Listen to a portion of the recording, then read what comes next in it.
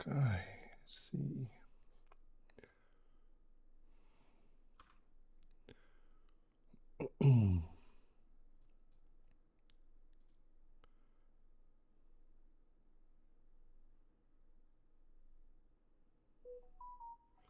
It's quite weird. Very weird. Let's just see if the stream is public. Public stream. And if it is, then I just want to get some music going as well.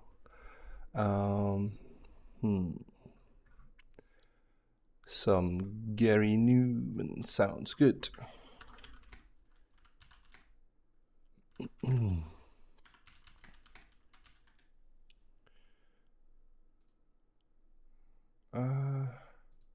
Hang on. Oh, damn, I got signed out of Spotify. So let me just stream from YouTube directly.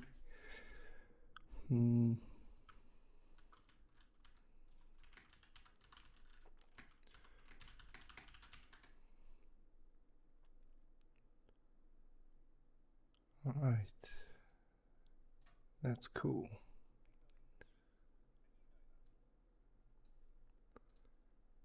All right, I think that is good. So let's just log in.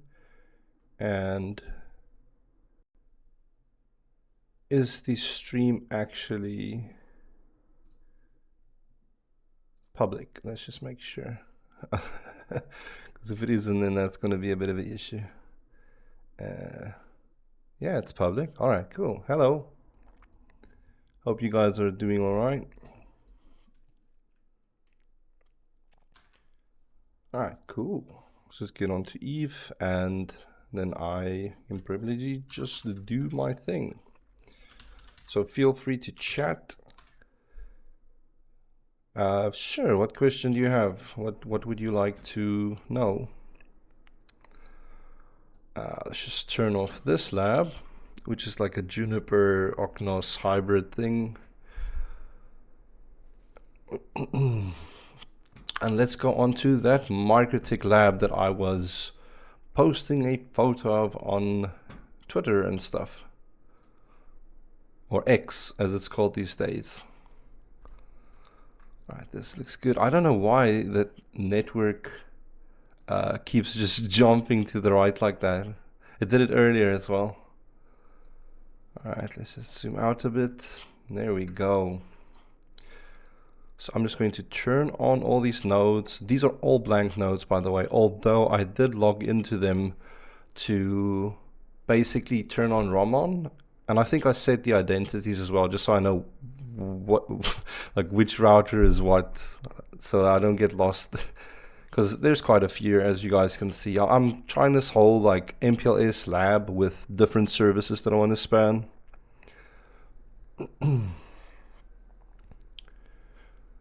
Modern firewall and SD-WAN, yeah? No, that's totally true. MikroTik, look, their firewall is pretty decent in my opinion. There's a lot that you can do with it, especially when it comes to mangle rules and packet marking and stuff like that. I think it's very sufficient, actually, the firewall itself. But for stuff like, I get what you mean, like if it's application type of policies, it doesn't really, it's not that nice, you know, like if you're going to be blocking like Facebook with MikroTik, there's a lot of weird things involved to get that done, whereas with any type of yeah it doesn't do any type of application or web filtering or stuff like that. Yeah, it's far from a SIM as well. Totally spot on.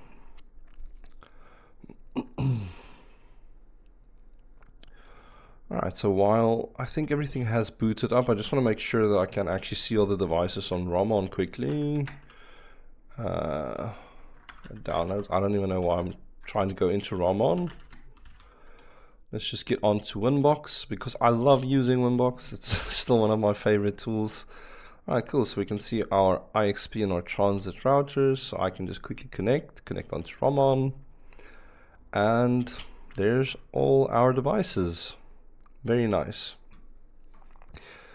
So what you can do about it is just not use MikroTik for those functions, obviously. I think I actually said something to somebody on Discord about it earlier, today even, if I go into the Discord firewall stuff. Unless this might be you on the Discord as well.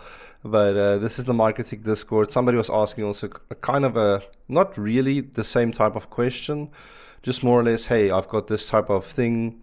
I want the MikroTik to basically choose the best route based off of speed. And that would obviously be like either capacity or low latency or something.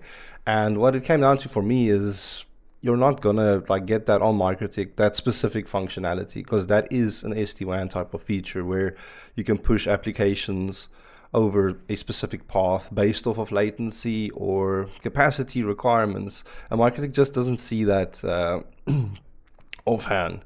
And it's the same for a bunch of other things, like you say, like the IDS, like the policies, like SIM. The MikroTik just doesn't do that, and I don't think MikroTik is going to really ever do that either. I don't think that's their market. I don't think they want to get into like big firewall things. So in that regard, like I told this other person, is it's probably just better to get a solution that is designed for it, like a FortiGate or OpenSense or Sophos or like anything. But on a routing front, keep the MikroTik there, and then if you need like some firewalling, more advanced features and stuff, I don't really think the MikroTik will cut it most of the time, to be honest. Hey Vinoth, does MikroTik BGP have a graceful restart?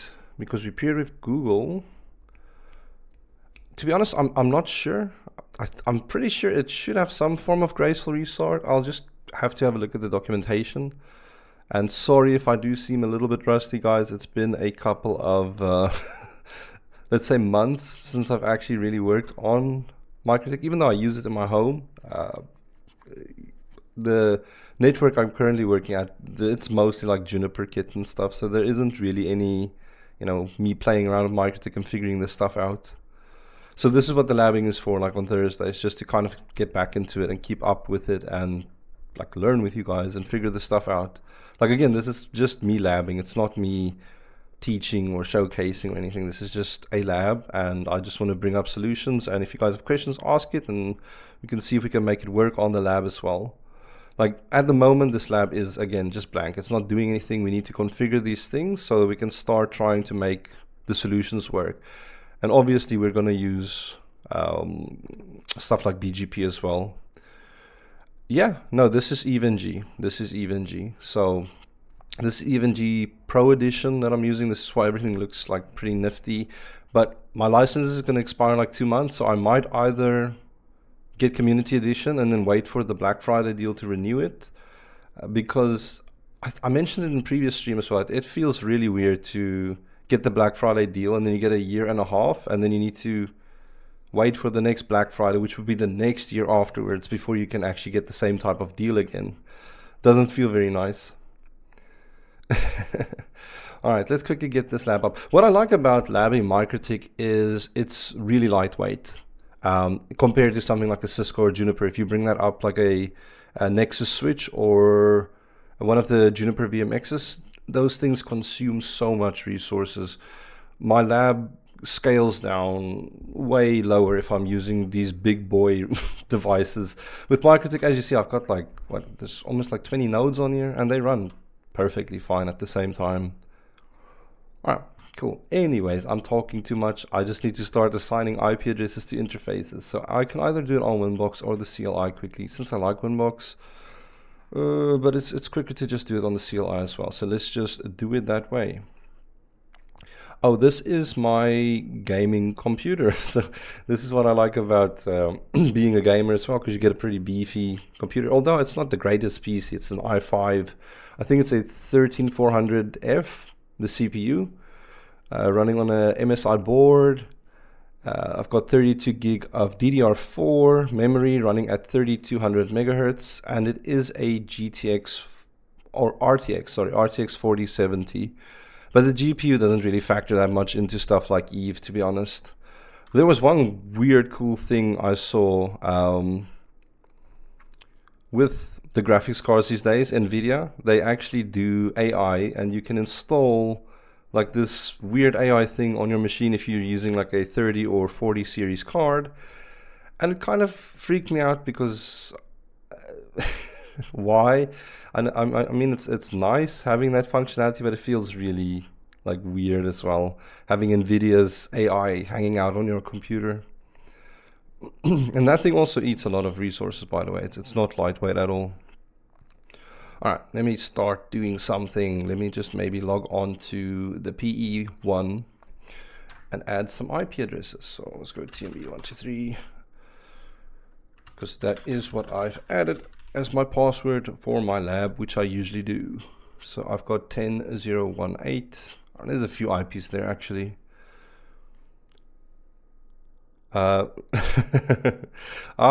Eugene, maybe we'll make a plan one day to come back to South Africa.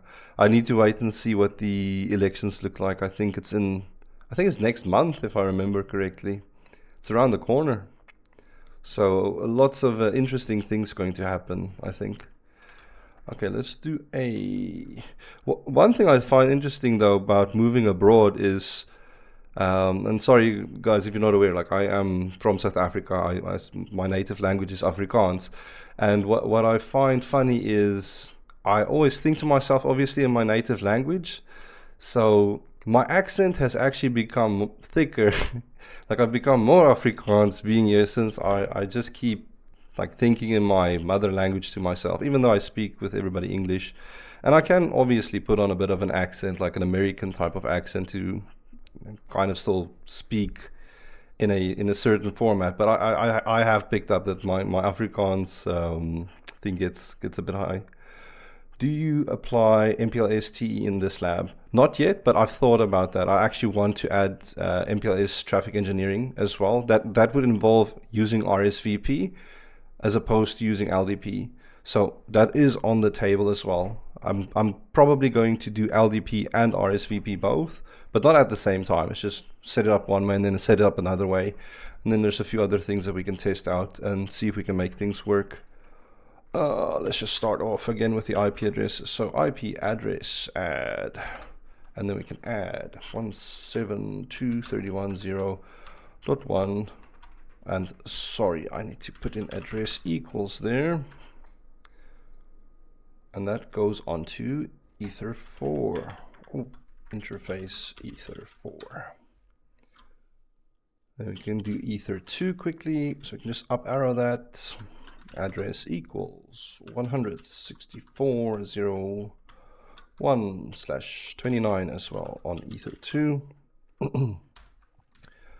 Let's check Ether 3 out. And again, this is going to take me the most time, is just adding this basic stuff. It looks nice to picture, but since we need to add all of these IPs and even do the IGPs and loopback addresses and everything, I think that's going to take most of tonight's lab time anyways, while I'm chatting with you guys. We can do 10.0.1.9, 10.0.1.9, and that is a 30 on Ether 3, and 10.0.1.2, 10.0.1.2 on Ether 1, I think. All right, cool. So those are some IP addresses. Let's just add the loopback address as well. I know MikroTik also brought out actual loopback interfaces. Now, even though it hasn't been brought out, the interfaces technically always existed. They just never made you see it when you were in the configuration, and that's why we use the bridge as a loopback. But apparently you don't need to do that anymore. Now you can just do IP address add, and there is an actual loopback interface, an allo interface. And I can just give that the LO of 172.29.255.7. Cool, that is basic IP addressing. Done for the PE1. Let's quickly do the PE2 as well. I think MT have to go for some plugin module which runs some suricata or so. That could work. That could work. That's definitely something that you could make a suggestion, like a feature request on the forums for as well. Although I think a lot of people have requested similar things, and I just don't think MikroTik is going to really budge on this. Did I not copy that? Sorry, it's a bit weird when I copy from Linux like this. And the reason I'm copying it is because I might want to be a little bit lazy and just copy paste the commands from the text file onto the device. All right, so let's just quickly see what else do we have. We have a PE2. So it is loopback is .8. It's Ether 2. Let's also just maybe number the Ethernets a little bit better, put them in order. I see. Unfortunately, view information trading. I did quite a lot into this. All right, cool. So let's just quickly add our IPs for this. So Ether 1 is 10.0.1. What's that? 6. 10.0.1.6. Then we've got a 164.09. Then we have 10.0.1.10, 10.0.1.10.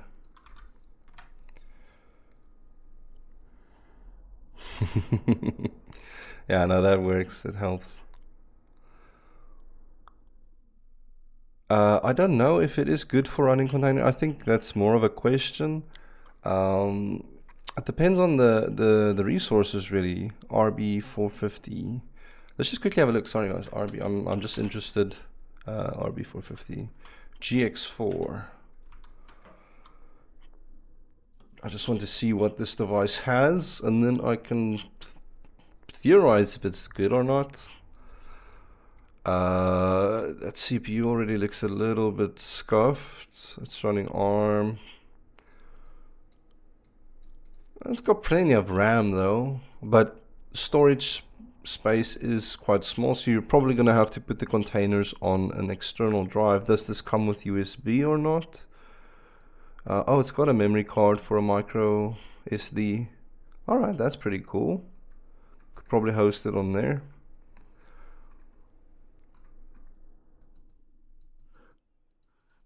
Probably not my first choice, but it might be possible to run containers off of this.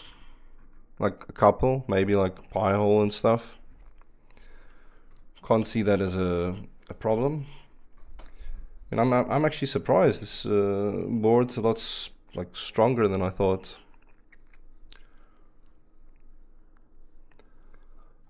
Look, containers can run, I think, on 32-bit ARM anyways. Let's just have a look at the MikroTik docs as well.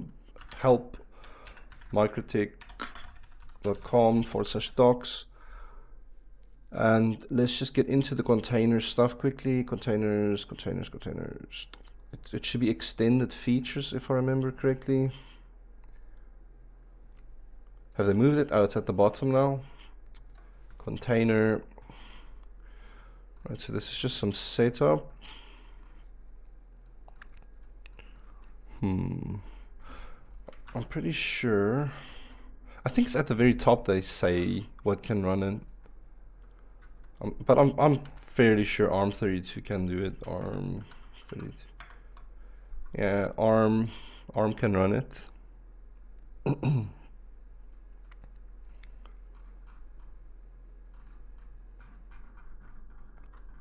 Yeah, it looks fine, I guess. I mean, I just for some labbing and playing around, it should be fine. I mean, if you'd like to be the first one to test out and tell everybody else how good it works, then please, I'd be interested because it looks like it should work. All right, let me get back onto the topology quickly. But moving to FortiGate license is getting me quite nervous. So yeah, FortiGate licensing sucks, to be honest. It's really not nice. I dislike it personally. Did I finish the IP addressing here? Let's just see Ether 4.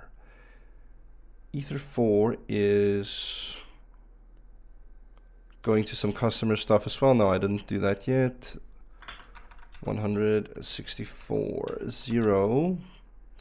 I didn't even put the IP up. It could just be .17. And I can just copy paste this back into the command line. So get back to the PE2. Admin 123. Paste you in.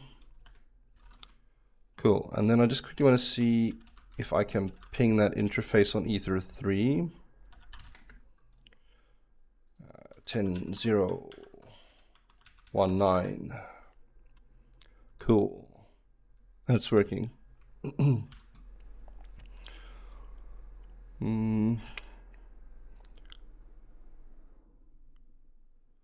Yeah, the pfSense is definitely also flexible. Have you checked out OpenSense, or although I don't suppose BIOS really does much of the same, even though some people tend to also want to use it as a firewall. I think BIOS is a better networking platform. I definitely probably look at OpenSense, to be honest, as a preference, personal preference, but pfSense is also fine. Alright, let's check the next one out. This next one has an Ether 5 as well. It's a nice big star. So let's just Ether 5 that and grab some IPs. So Ether 1, 0002, 0002. Oh, did I go into insert mode? That's always nice. How did I do that? Anyways, let's check out. Ether 2 is 10.0.0.5. 10.0. Wait. Am I now actually not very smart? Keyboard shortcuts, where is the... It's not just Control I, is it? Sorry, I don't really use a text editor on Ubuntu much. This is more of a thing I have on Notepad++, and I think you could just like press the insert button, but my keyboard's a bit weird with this side. Let's just quickly go back, see if that fixes it. Yeah, that's not doing anything. There we go. All right, that fixed it. Hey, Nicola. No, I just scuffed up with my keyboard. Like, I changed it to insert mode, and I don't really use a text editor on Ubuntu like this. But it's fine now, it's fixed. So I was just busy with this. Just quickly add that back. Alright, so Ether 1 I've done. Ether 2 is 10.0.0.5. Actually, that's where I was busy. 10.0.0.5/30. Ether 3 is 10.0.1.1. 10.0.1.1. And Ether 4 is 10.0.1.5. 10.0.1.5.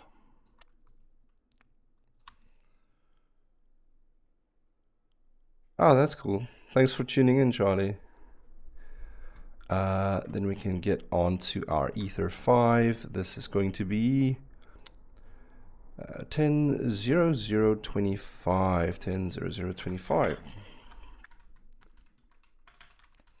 And I know some people's actually been egging me on to actually switch to IPv6 for the labs, and I'll probably rebuild this lab with IPv6 as well. Like I said, I want to have many different iterations for this. It's just, I've seen some people get worked up if I don't use IPv6. Let's do a P2.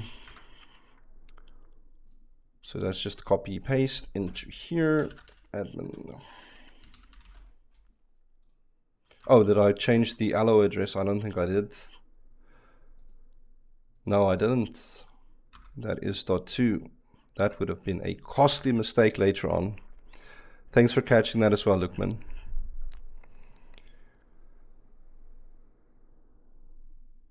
Yeah, Alex. Stuff like that really started becoming a regular occurrence, to be honest. Like that's how bad it is, you know, if you kind of like if it becomes part of everyday life and it you know, it doesn't even phase you anymore, that kind of sucks. Like that's really it. All right, cool. We've got our P2 or yeah, P2. Yeah, Charlie, I'd actually like to make some videos on Juniper as well, since I'm a lot more active with Juniper now. I do have some labs in the background that is using Juniper and Ocnos and all kinds of fun stuff. I just figured for tonight's stream it would have been fun, like just setting up this little MikroTik network and getting things up and running. Juniper is really good stuff. I actually enjoy a lot of Juniper's way of working, especially when it comes to configuring things.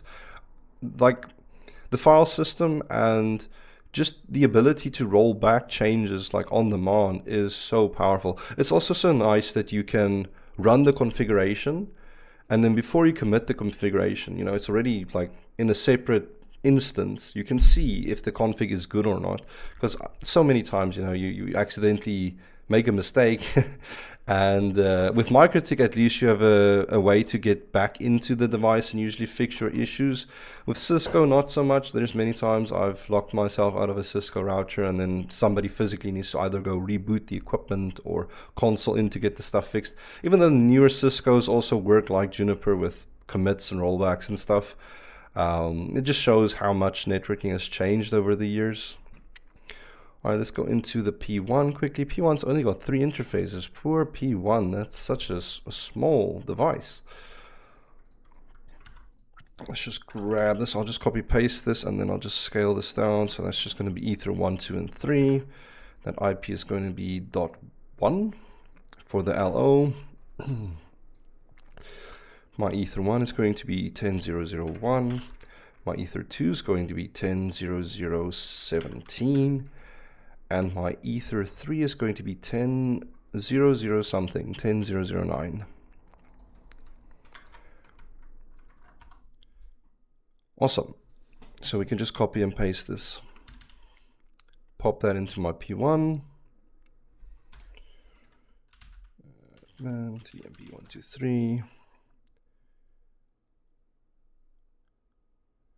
It feels pretty good, to be honest, because now I don't need to create the bridge interface every time I want to have a loopback interface on the device. So I'm up for it. I love it. I think it's a good change. I think they should have made it sooner. All vendors have like a loopback interface exposed by default. So why shouldn't MikroTik? I think this was a great change. All right, next up is the P4. And that's also a little baby device. So we can just use the same lines. So P4 is Ether 1, 10.0.0.6. Ether 2, 10.0.0.14. Ether 3, 10.0.0.21. And that is .4.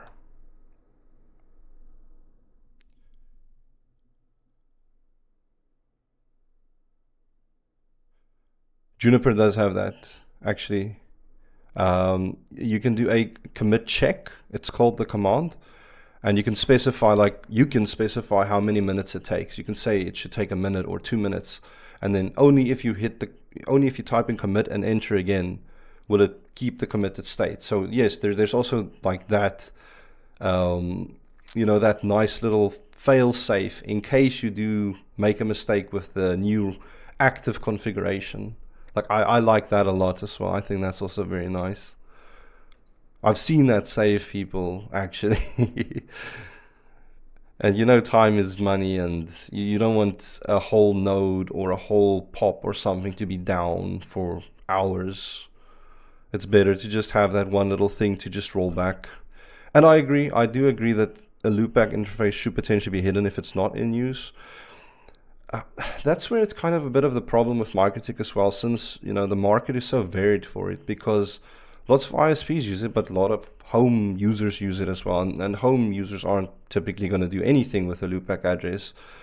But most ISPs will be cognizant about it, and they will at least do something with the loopback interface. I mean, like I said, for me, it just makes my life easier because I don't need to create bridges for loopbacks anymore. Where was I? I was busy with P4. Did I actually copy the code across? I don't think I did. P4, no, I didn't. Did I finish adding this here? I did. So let's just pop that into P4 quickly. Let me just check that we didn't add IPs. No, we didn't, so it's pretty fine. How to become a successful ISP. I think that has a lot to do with marketing, to be honest. Technical skills, obviously, as well, but you need to find customers, right? You need to find consumers. You need to find somebody to buy your lines, buy your services, buy whatever you're selling. And I guess that's the same for any business, really. But I don't run a business, so I really can't tell you how to be like a successful ISP. Just try and be different and don't undersell all of the services, because you're going to make all of the other ISPs angry if you try and cut prices by 30%. Stable, it is on the way. As you can see, I am currently labbing with the beta 9. I think this is the latest beta build. I'm not 100% sure. Maybe a newer one might have come out already. Let's do P3 now. P3 is 5 interfaces, so this should be pretty straightforward as well. Just grab this text editor, go this side. So Ether 1, I've got 10.0.0.10. Ether 2, 10.0.0.13. Ether 3 is 10.0.2.1, 10.0.2.1. 4 is 10.0.2.5, 10.0.2.5. And last but not least is the Ether 5, which is 29, 10.0.0.29. And then obviously my loopback, which is .3. Copy this, paste it in.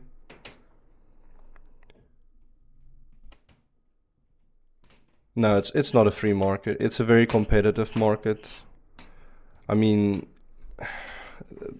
even now, if you start up something like a wireless ISP, it's not the golden age anymore. It's really hard to break into this stuff now.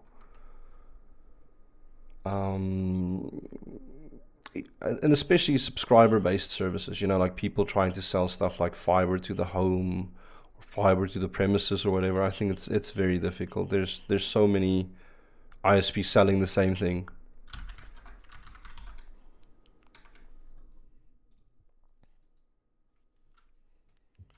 All right, so that is my P3. Okay, so we've got these 6 devices up. Let's just get the PEs and the route reflectors also done. Yeah, I mean, you're probably gonna have to, if you want to start an ISP, you're obviously going to need some type of business plan. You're going to need some capital. You're going to maybe need some investors. You're going to need at least a way to support yourself while the company grows, and that's going to have to at least be like 6 months to a year. And if the company actually starts making money, you know, it's I'm not trying to put people down, and I just think also it's a difficult thing to get into. If you're going to, then be prepared to fight to make things work. You're going to have to be like a bit of a cutthroat. Actually, I've submitted a support ticket with suggestion to add the ability to hide interfaces. Yeah. So briefly, Lukman, what CGNAT does is, since if you think about it, IPv4 has basically like been exhausted. It's been exhausted for a long time, right? But ISPs, with their wisdom when it comes to NAT, have figured out, hey, but we still can just NAT all of our customers behind our public IPs and just assign them like some type of private IPs, even if they connect on triple PoE to us, it's something that's just inside our network. So all that, if you think about CGNAT, it's kind of like double NAT. All that's happening is you're connecting to your ISP. They're assigning you some type of public IP. It's not really a public IP. I can even show you the IP address space for it. You can just Google, like, let's go into Google. If I Google 100.64.00/10, and we go into this wiki article, you can see this is a shared address space. Actually, I don't want to go into this wiki article. Let's maybe search private IP ranges. See if that's in here. It's actually not popping up the information I want, but basically this 10.64.00/10 address space, it's kind of a private space that you can assign for CGNAT purposes, where let's say these customers at the bottom, they're people connecting with DSL or fiber or wireless or something, maybe via triple PoE. They get one of our 100.64 IP addresses, which is exactly like what I've done here in the lab. You can see 164 whatever IP addresses. They get that IP, they see connectivity, it brings them into the carrier or the ISP's network, and then the ISP literally just nats their IP address out with one of their public IPs sitting at one of their BGP peers at their edge going to the internet. And nobody even like is the wiser. They don't even know, since if you think about it, these connections are session based and they're running different source ports and destination ports, so you can run hundreds if not thousands of customers using the same single public IP address. So it just saves a lot of address space. Sorry if I'm ranting on about that, but yeah, it's a lot of MPLS is definitely a multi-story building, and IPv4 exhaustion is definitely a deep issue as well. And I know a lot of IPv6 people are mad at IPv4 since NAT has basically overextended IPv4's lifetime. It should have died a long time ago, and here we are still using it because everybody's still used to it. Lots of people still have it configured. It just keeps going. I think realistically, I don't even know if IPv4 will be completely phased out before the end of my lifetime. Now, that's how crazy this is. I hope it is, but the stuff is pretty much stuck since there are billions of devices using IPv4 connectivity. Even though there's many ISPs that use IPv6 and it's being advertised, but yeah, the move needs to happen. I think it needs to just be a rug pull. I think it just needs to be a rug pull as well. People just need to say, hey, you know. And the funny part is, normal consumers, normal people won't even know. They won't even care if they get switched over to IPv6. They'll still open up their browser, their internet will work. They can go to their website. They won't even know they've switched to IPv6. It's more or less like all of these IT integrators over the years that have just like been stuck on using IPv4 that has made the move so difficult now. I mean, I remember having a customer that had these IPv4 addresses statically bound to some security systems, and moving that is going to be an issue for them because the people that built the stuff for them doesn't even know how the stuff really works anymore. So they don't even want to touch any configuration for these security systems. They just like, they're working, so we just leave things as is. Where was I? I finished up with provider 3, I think. Sorry, or did I? Or did I? Let's just quickly log into 3 and make sure. I think I did. Yes, I did. Sorry, I'm getting like lost chatting to you guys as well. All right, let's get into PE3 and PE4 quickly. Do them. Admin this. Minimize that. Grab the text editor. This has 4 links. So let's just quickly grab this, pop in another line. And then we can type in this loopback is .9. Our address on Ether1 is 10022 probably, 10022. We've got 164.1 on Ether 2, 164.1.1/29.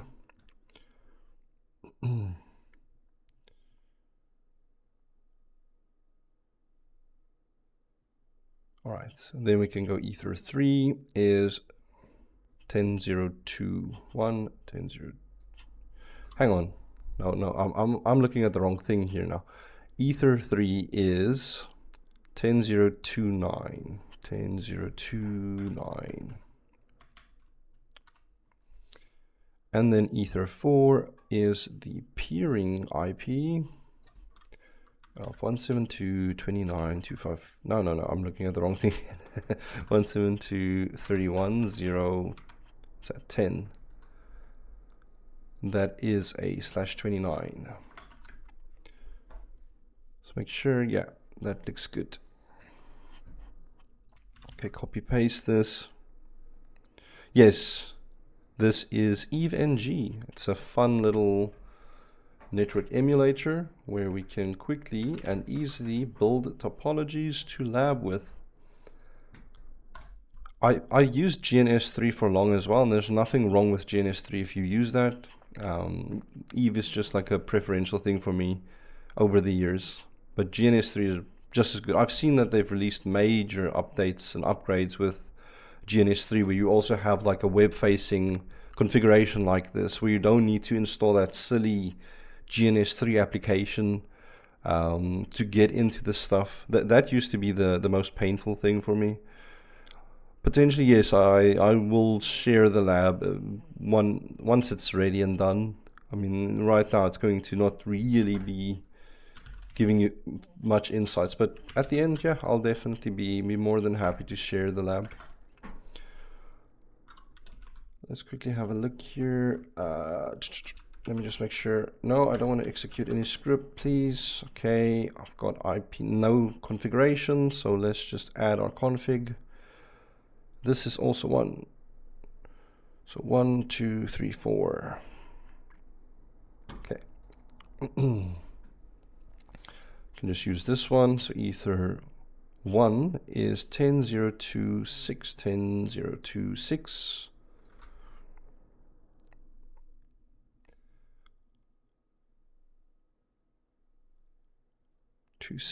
And then we have Ether 2 with 164, and that's 19/29, I think. Yeah. Ether 3 is using the IP of 10.0.2.10, 10.0.2.10. Oh, I've missed one interface, so that's fine. Just copy paste here. Ether 4. Actually, it's Ether 5 in this instance. So Ether 5 equals 164.0 and then 25. 164.0 25/29.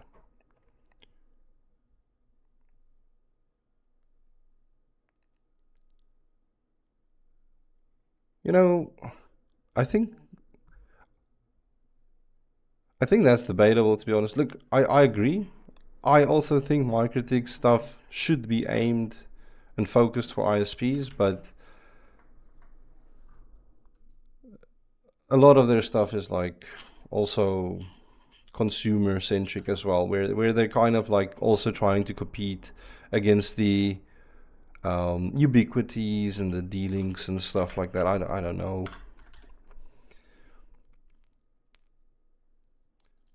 Let's get into the PE4, pop this in.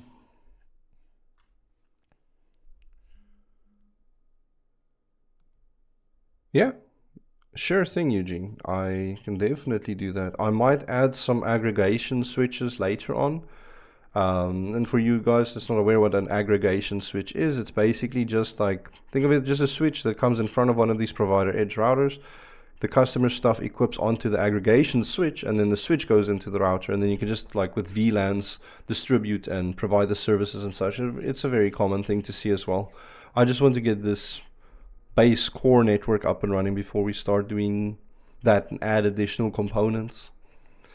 All right, so I've added that. I just need to do the route reflectors as well quickly. And there we go, route reflector 1.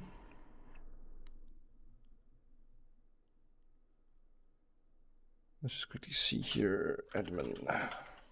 No. Oops. Admin. Export. The one problem I have with working with different vendor stuff the whole time as well is you kind of you build muscle memory for the commands, and one moment you're like typing show or display or things that doesn't work on the other vendor's equipment. It kind of sucks, to be honest. I think that's why I like Winboxes. It's just like pointy clicky and have fun. Router 1, just 2 links, and then a loop back. Should be ether 1, 2. So that's .5 and .6.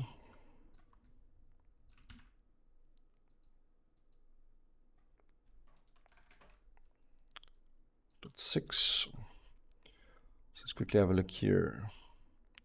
10.0.0.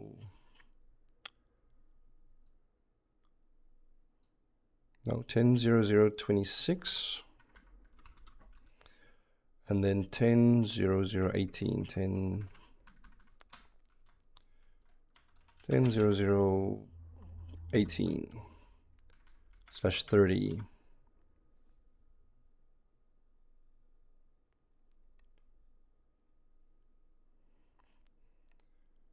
And let's just copy this address and pop it in there, and then we can just quickly update this for this bottom route reflector. So 10.0.0.20, 30, 10.0.0.30, and then 10.0.0.22.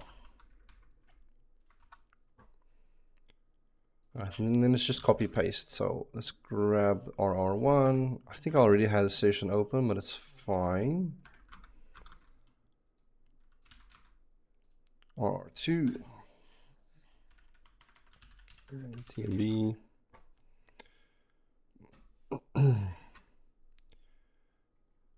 Yes, VRRP is definitely a thing that I like to use. It's very robust. We might also introduce VRRP into the lab, especially where we've got maybe dual connections coming in from a customer site. I just want to have a look. Can you add Sienna? I'm not sure. I don't recall seeing Sienna nodes on here, but technically, in theory, you can bring in anything if a image for it exists. If there's maybe like an ISO that you can install the image for, or if there is a virtual image, then you can potentially bring that up. Let's just show the unprovisioned stuff here. A bunch of Cisco. But these are just templates, but you can create custom templates to bring devices that aren't on here, like Oknos. Oknos, I had to import a custom template to see it and click it and bring it into the lab.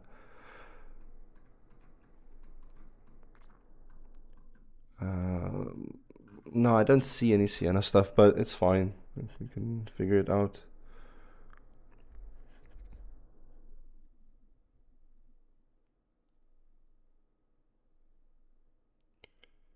Can you add in every device the equivalent MikroTik model? That's a good question. Look, in theory, all of these devices are just CHRs.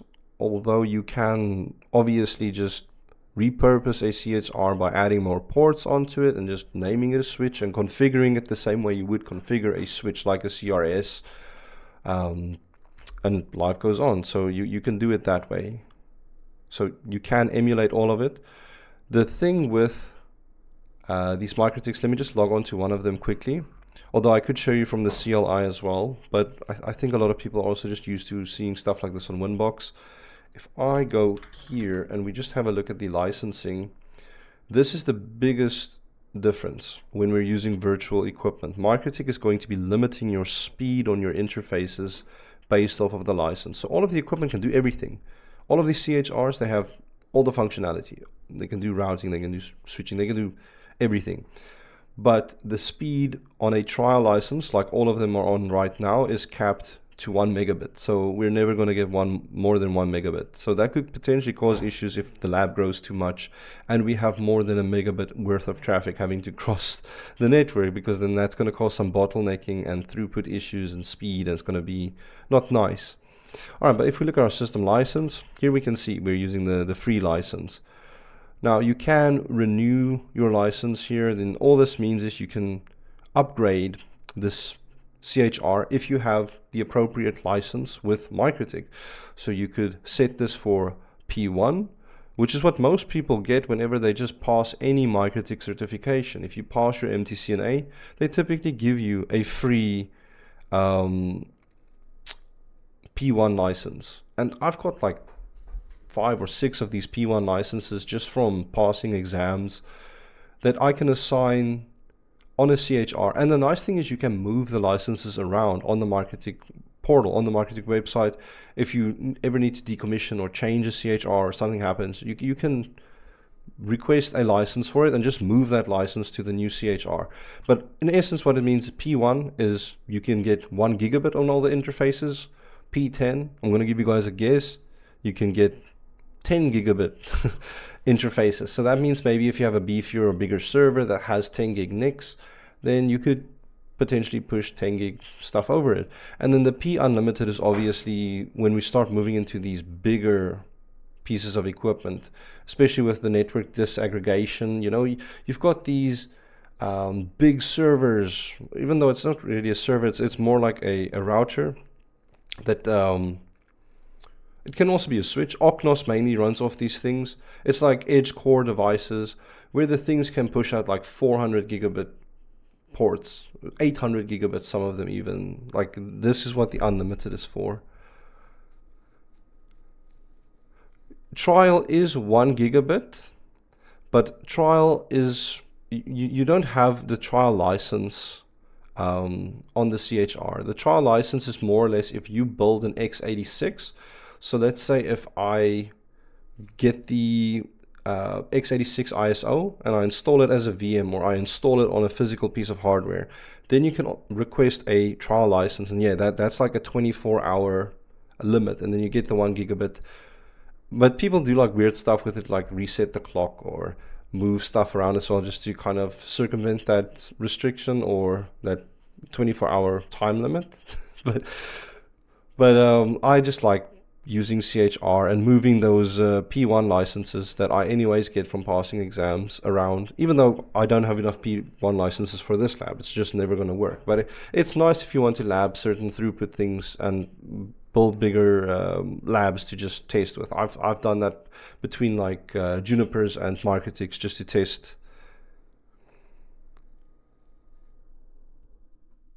Is IPS, IDS possible at all? Third-party add-ons maybe.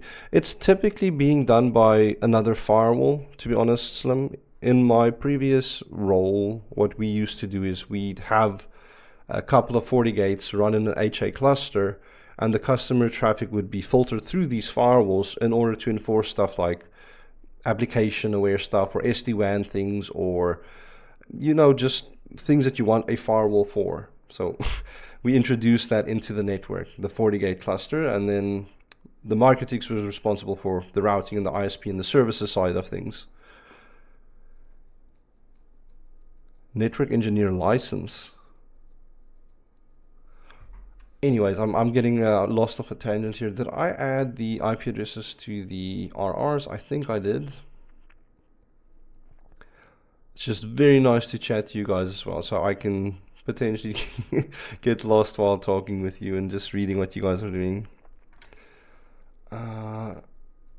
Is this done? Yes, it is. All right, cool. So even though I also want to technically configure the IP addressing on the remote endpoints like the customer edge stuff and the transits, since we have the ISP MPLS network up, next step is I actually just want to add an IGP, and for that we are, I want to use ISIS as well, but OSPF is just going to be a lot simpler and straightforward to set up, and I'm not sure how well ISIS is going to scale in its current iteration with MikroTik. Let's just quickly, I just want to have a look and see on.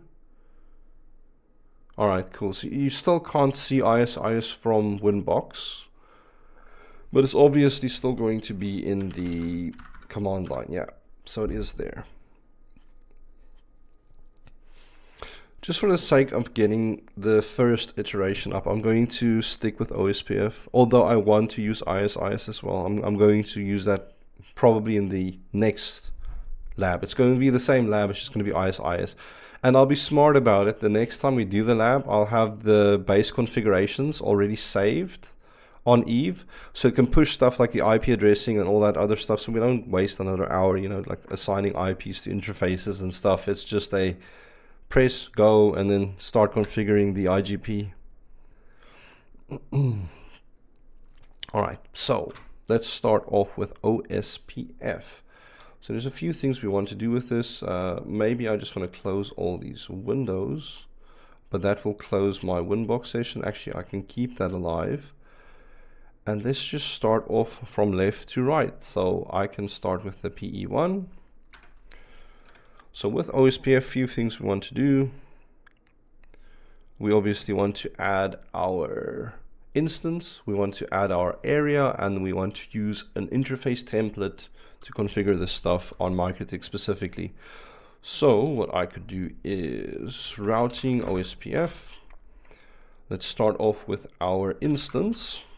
We can add a new instance, and the router ID should automatically be set as the loopback interface, so I'm going to leave that blank for now. Name we can leave blank as well. It's just going to add the name as, I think, OSPF v2 instance or something like that. We'll see in a second. So the only real thing that I want to fill in here is there anything actually? I don't think so. Let's just do a routing OSPF instance print. Alright, so it calls it OSPF-instance-1. It's version 2, which is fine because I am using IPv4 stuff. VRF main, router ID main. Okay, that looks fine to me.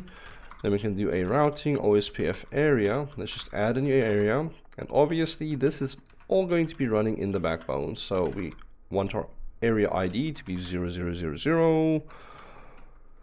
Then I can use the name as backbone and type. I'm not going to set the type, it should be the default type. So we're not going to stub or NSSA this. Oh, we need, oh sorry, I hit the microphone there. If you guys got a pop there, that might have been very distracting, apologies. Alright, so we've got an instance, which is the OSPF instance we just created. Hit enter.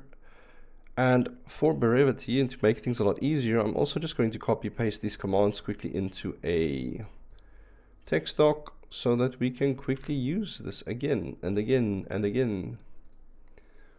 So that's there. And that's there.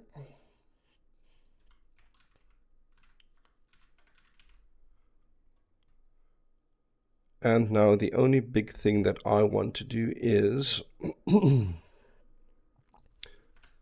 the instance or the template, interface template. So what we can do is go back into the command line. We can do a routing OSPF interface. Hang on, I just quickly want to mute myself because I just need to clear my throat out, sorry. All right, so let's just quickly get back in here. OSPF interface dash template. We can add the template. We are going to set our area as the backbone. And that area is already going to do stuff like, you know, use the right instance and everything. Main thing I want to add here is my interfaces. So I might add the interface as,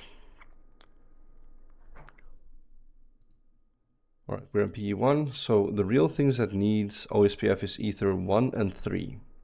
That's what needs OSPF. I don't want to run it to my customer or my IXP or anything. So 1 and 3. So Ether 1 and Ether 3. And then I also want to add my LO, my loopback interface, so that that gets advertised out. Is there anything else I want to add?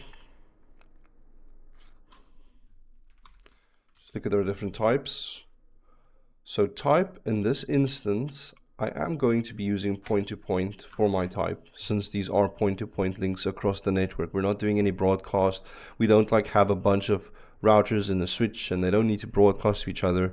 We're not going to do the DR and BDR election thing, because point-to-point, it's cleaner, it's quicker, it just works nicely. So I'll use the point-to-point for this. And that should in theory be it, to be honest.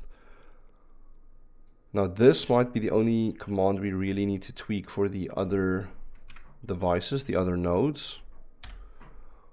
So let's quickly see. If we copy this and I go to this Ether 1 and 3 and LO for PE2 as well. So it's technically the same exactly for PE2. So let me jump on PE2 quickly. Paste this in. And if I look at the OSPF neighbors, I should actually see this come up. So let's do a routing OSPF neighbor print. Ooh, we like seeing that. We like seeing a full state immediately. That's when the good stuff happens. So in theory, we should have an IP route for our loopback interface. We do. That's perfect. So I should be able to ping my loopback interface 255.7, and this loopback interface is PE1's loopback interface IP, and we can also just source it maybe from our own loopback address, so 29.255.8. Just make sure we've got that round trip, and we do. So that's nice. That's nice. It's good to have the IGP just running like this. All right, next up is my P2. So this has 5 interfaces, and all 5 of these needs to be placed into OSPF because they're all part of the core network. We can think of all of these links as backhauls and they need to work for OSPF. So let's add this, and I can just go back to that text doc and already know exactly what I need to add. So here I know I'm going to add Ether 2, Ether 3, although I've already got it there. Ether 4, Ether 5, and the loopback interface. So that is for my P2, and it's going to be the same for the P3. So I can actually just copy paste the same command now. So let's go into the P2, copy paste, P3, copy paste. And then let's look at our P1 and P4. This should be straightforward. This is Ether 1, 2, and 3. So same thing.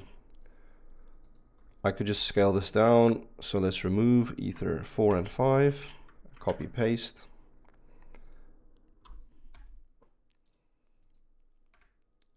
And it's nice building a topology like this, but if you build a network like this from the ground up, it probably takes more than a couple of hours. It probably takes like a long time to get everything in place. Hello. I see you said, hey Berg. Let's quickly see, do we have routing OSPF neighbor? Where am I? P1.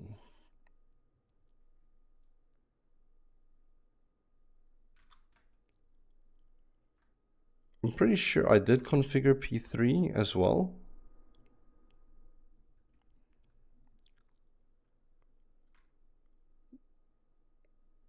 Net tasks. I mean, there's a few things we could do. There's plenty of things we can do. Net tasks. So I've got an adjacency to P2, but not P3. Let me just quickly verify my config quickly. Routing OSPF export. 1, 2, 3, 1, 2. So ether 2, it's going down there. Yeah. It sounds fun. It's definitely something we could do as well. I just quickly want to have a look. How many people are actually tuned in?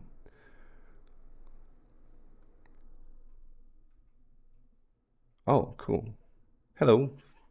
All right, so let me just quickly see what's happening on P3, because this device is being a little bit shady. So routing OSPF export.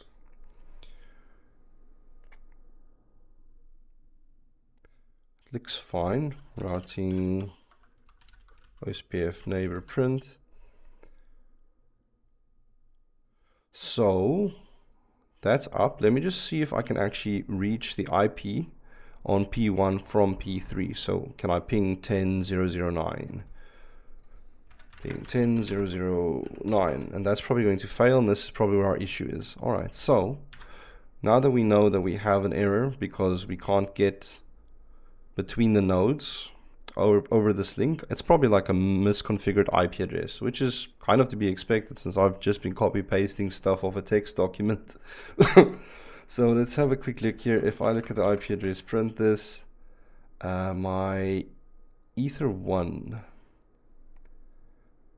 IP address is correct on this node. It might even not be a misconfiguration. It could also be an Eve thing where I might have to disconnect this cable and reconnect it, or restart the nodes. Stuff like that happen as well, which is why virtualization labs can sometimes be a little bit weird.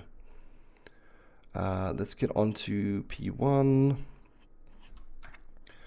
Let's just have a look at the IP address print. So hang on. If I go back to ether,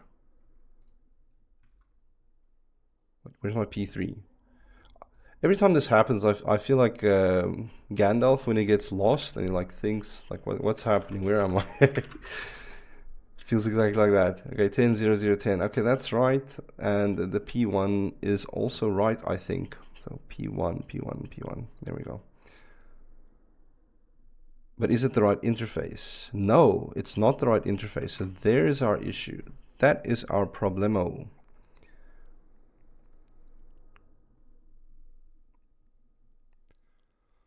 So all I'm going to do is IP address set interface equals ether2. And that is going to be for my 10.0.0.9 IP. And then, what do you mean? IP address set interfaces. Let me just print it again.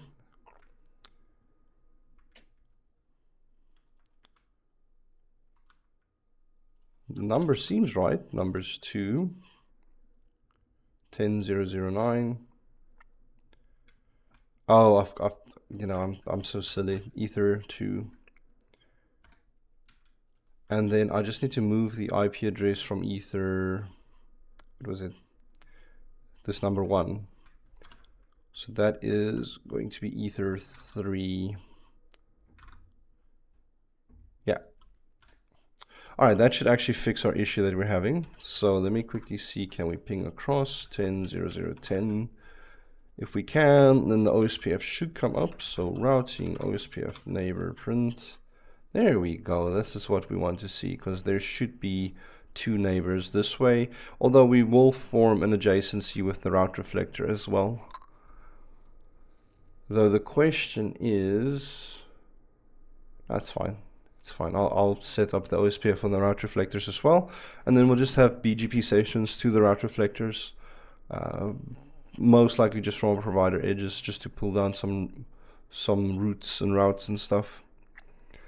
Yes, this is only a backbone.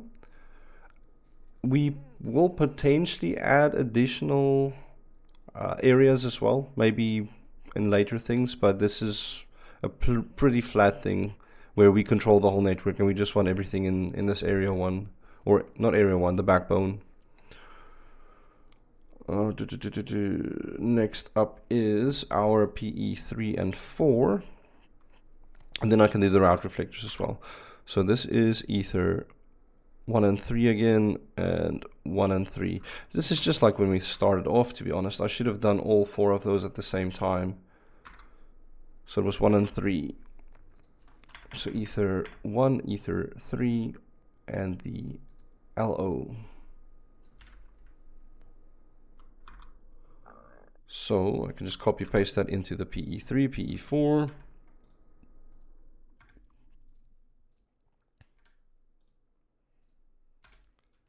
All right, and let's quickly do our route reflectors, and that's Ether 1, Ether 2.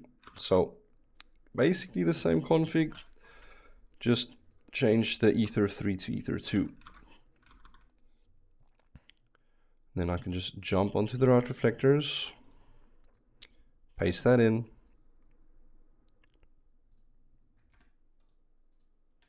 All right, so that should be the OSPF that's done, and we can verify it by just quickly making sure, do we learn all of our loopback addresses? And we've got what, like 1, 2, 3, 4, 5, 6, 7, 8, 9, 10. We've got 10 of them. Probably would have been easier to just see what the last loopback address was and figured out how many there were. So let's see on P1, do we see the other 9 loopback addresses? So if I do a IP route print, looks pretty promising. We've got 2, 3, 4. We've got dual. We've got ECMP here, 4.4.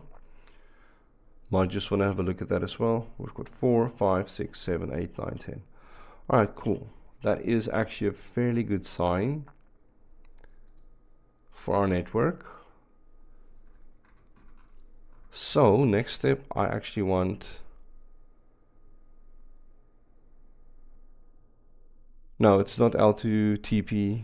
It's not L2TP v3, because you get L2TP v3 these days. If we look at the Winbox, although I can do some stuff with L2TP as well. I think I've labbed it before in previous live streams. If we look at our, I think it's in the PPP section, you can find the L2TP Ethernet stuff here. And I think from here you could set this to L2TP v3.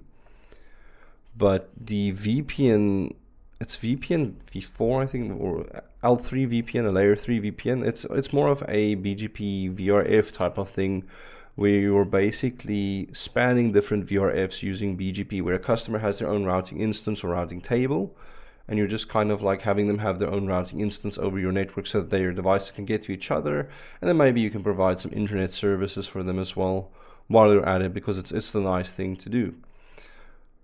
But for that, you typically go into stuff like your routing BGP, and there you see this VPN settings. This is where you can allocate stuff like the VRF. All right, thanks for joining the stream. Appreciate it. Had a nice chat with you. So that was fun. Where did I just see some of the stat stuff? There we go, 44. All right, back on track. So we've got IP addressing done, and we've got connectivity across the entire network. So the biggest thing that I actually want to still achieve is maybe add the MPLS configuration for this ISP network as well, which is very straightforward. And this is kind of where we want to make the decision, is it LDP versus RSVP? But since I'm comfortable with LDP on MikroTik, we're just going to set up LDP, because it's a what I like about LDP, it's like just go. You turn it on and it works. You know, with RSVP, or you're creating stuff like LSP tunnels, and it can become a lot of overhead depending on how big your network grows. Like the more nodes you introduce, the messier RSVP gets.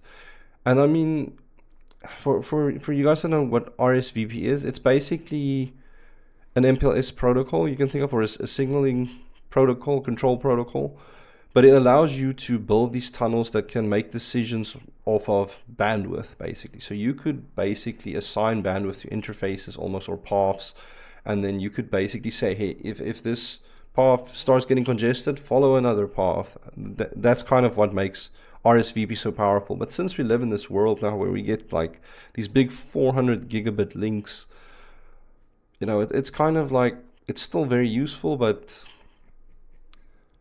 it's starting to lose, I think, a lot of its appeal as well. But I'm actually just, that's my personal opinion. RSVP is massive. Don't let me make it sound like people aren't interested in it. It's big. It's really big. Lots of big carriers use RSVP, and it's funny, yeah, RSVP, but you can RSVP protocol, and here you can exactly read up on what the protocol does and how it works. But it's really cool. But we're going to go the nice and easy LDP route. So Eugene, at the moment, I don't do any type of courses or consultations or anything, because one, I'm technically not allowed to, and two, I am doing courses. Like, this is, even though this is not really a course, it's just me labbing and having fun or whatever. But if you think about it, on my channel, if you look at things like, let me just get onto my channel quickly. If we look at the channel itself, right? Your channel, most of my stuff is like learning. Like, I'm showing people how to do things. Yes, there's cool like new YouTube videos and showing features and stuff like this. But specifically, if you look at like the playlists, and I actually want to redo the MTCNA and MTCRE playlist, because I want to update it to version 7, because there has been a lot of changes.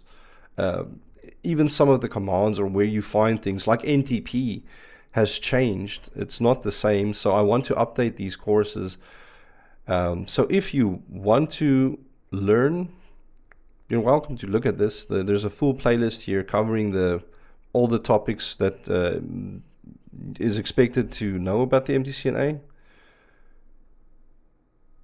Oh, thanks for coming as well. I appreciate you being around. It was nice having you here as well. Again, feel free to pop in or see you in the next one as well. But yeah, Eugene, I recommend come here. This will also be a great place for you to just learn if you want to get into the basics of MikroTik. Otherwise, other resources I obviously recommend is stuff like MikroTik's YouTube channel as well. They have a lot of cool information. You can just search MikroTik, it will pop up. Or the Network Trip, it's another similar MikroTik channel. And there's another one, I'm trying to remember, TK's Jaw, although he hasn't updated his videos in a very long time, which is sad, because he was really like big with MikroTik. When I just started working with MikroTik, what was it, 2018, I think? Yeah, it was 2018. He was like the biggest MikroTik channel, and even then he started slowing down, and now he just doesn't upload anymore. Can I have two gateways routing on the same subnet, for example, by destination IP port?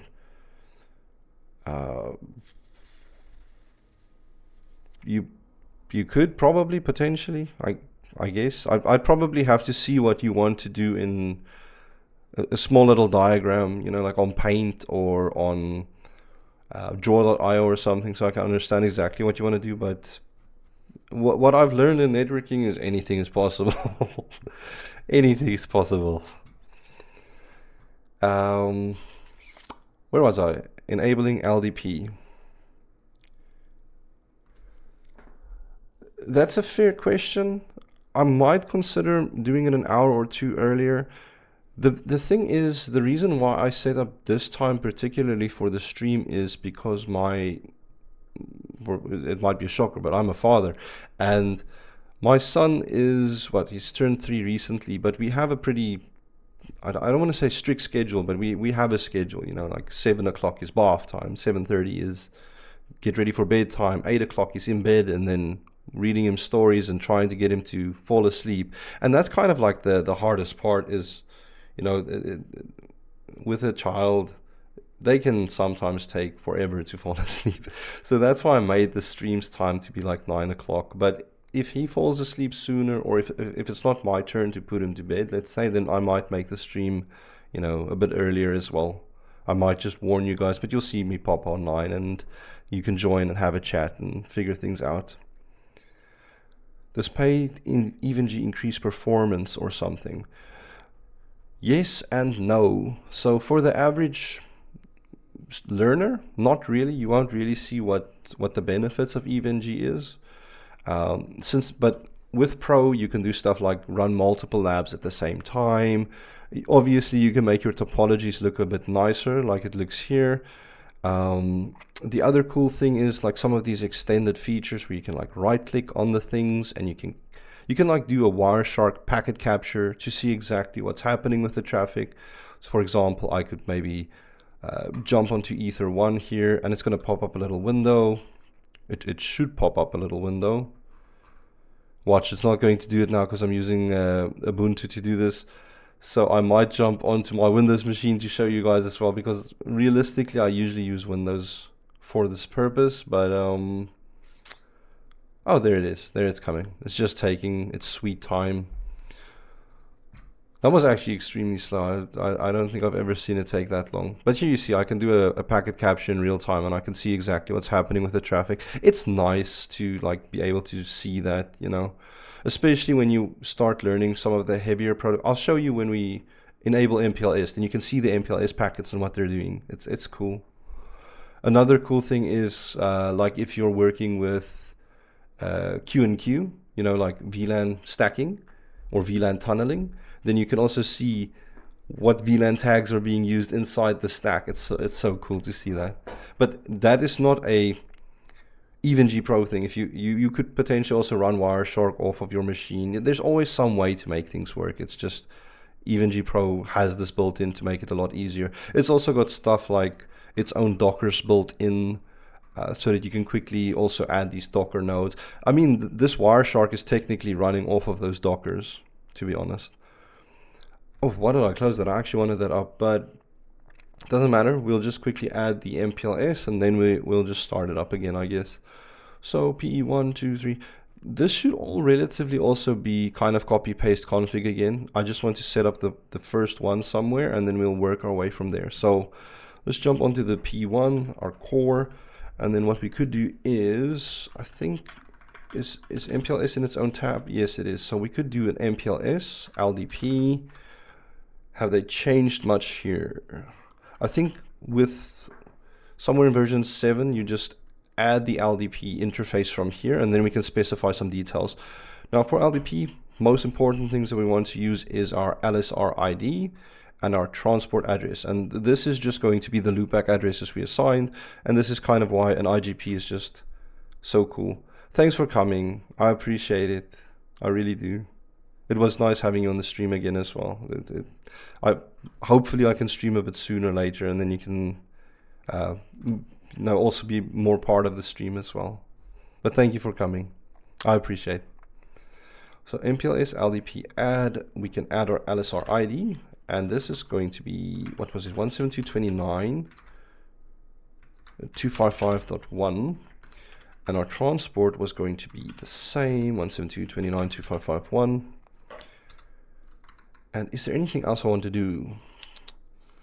Not with this. No, I know that they've done LDP v6 as well, but I'm not going to, because I'm not using version 6 stuff here anyway, so I can just use the normal LDP, hit enter, and then we can just add our MPLS LDP interface. Then I just need to add my LDP interfaces, and this is going to be straightforward. This is just interface equals Ether 1, Ether 2. No, Ubuntu is a VM as well. It's also a VM. My main OS is Windows because I'm a gamer at heart, so I use Windows as my main OS, even though it's technically not as good as running it on Ubuntu itself, or even if I maybe ran Eve as bare metal, that would be the best. But it works for me. I mean, you guys have seen me do this stuff for years now. I've done it for years. Yeah, this stream is it's saved on YouTube. So if you want to view this tomorrow or later or whenever, you're welcome to do so. So if you're tired or if the timeline doesn't work for you, it's cool. But I do appreciate that you've also have been on the stream. All right, let's add our stuff. Ether 1, Ether 2. So Ether 1. Oh, no, you can't comment this. Probably add this with a script a little bit easier. So Ether 2. All right, cool. So I know exactly what commands we're going to use. So let's just pop that into a text file as well. And then we can just quickly copy paste and hopefully not make any mistakes.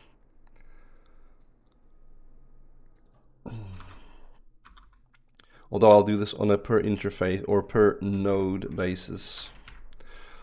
So next one will be P2, which is obviously just going to be .2. And then P2 has 5 interfaces. So I'm just going to 1, 2, 3, 4, 5. 2, 3, 4, 5. Copy paste.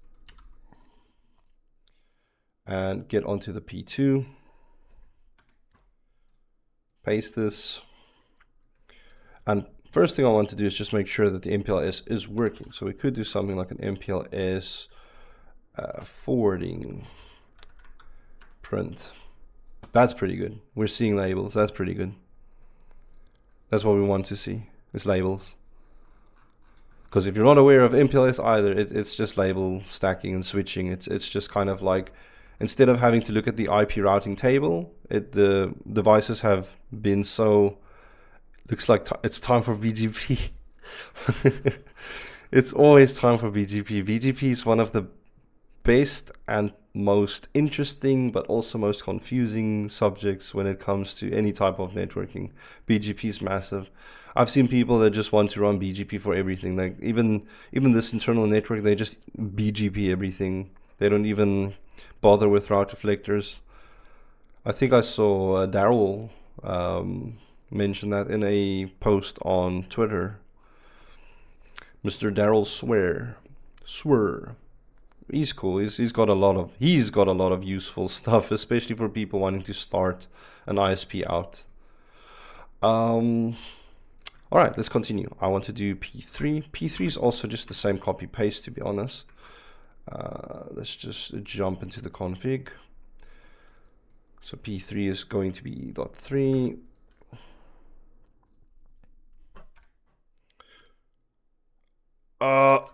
You are right, Roger. You are right. Thank you for catching that.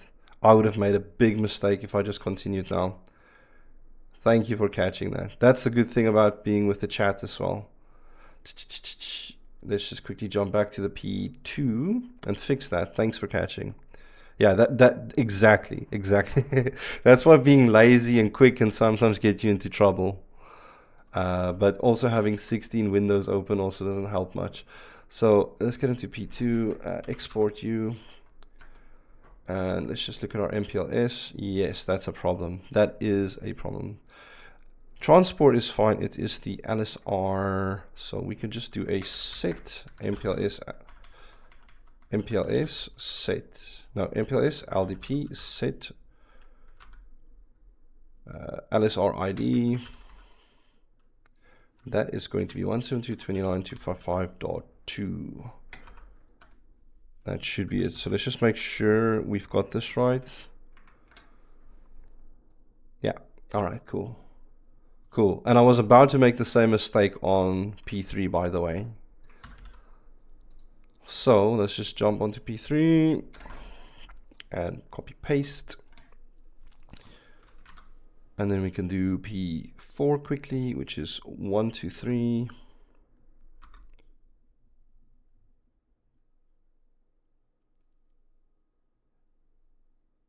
I don't think I actually need MPLS running to the route reflector. No, wait, I might actually need it. All right, never mind. Did I add it on P1 though? Let me just quickly have a look here.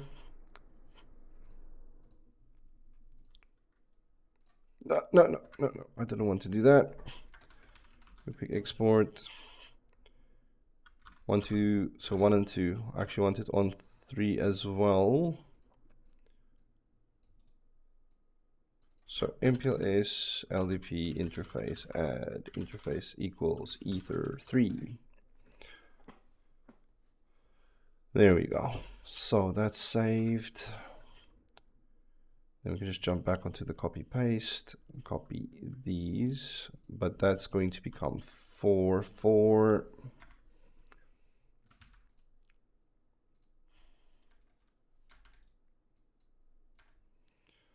All right, so that is done. The core is ready. Now we can do our, let's do the route reflectors, it's fine. It's just 1, 2, 1, 2. What are they? 5 and 6. Dot 5.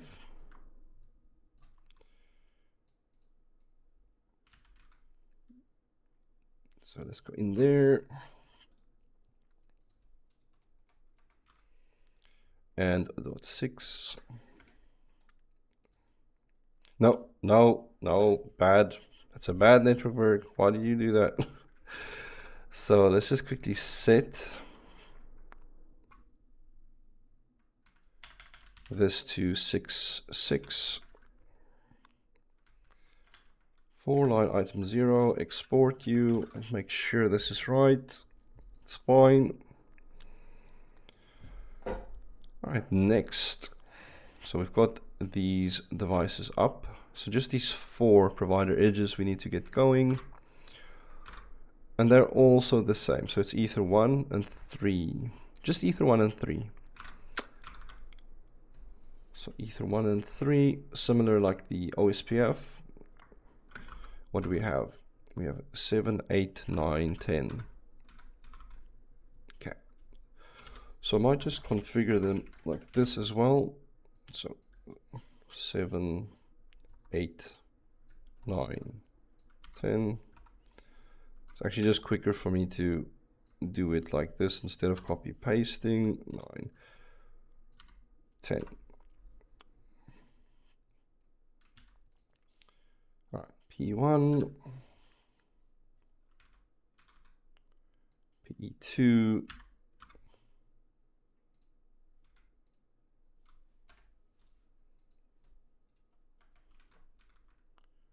PE3,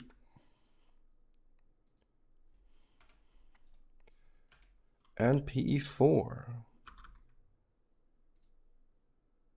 What am I listening to? This is like, oh, it's some cyberpunk thing. I've never heard this. It's actually freaking me out because it's very ambient.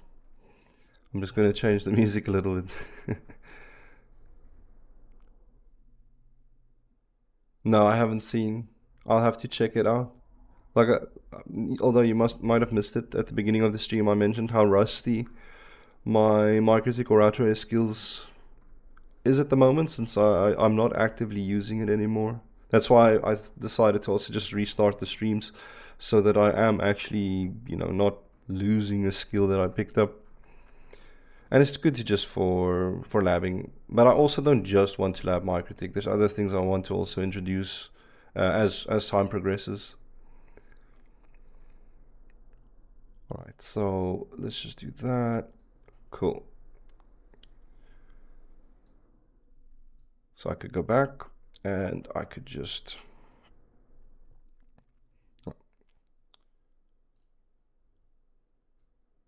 then actually copy that into PE3. I can't remember now. Yep. And then I do PE4. No, not yet. So let's just quickly add that.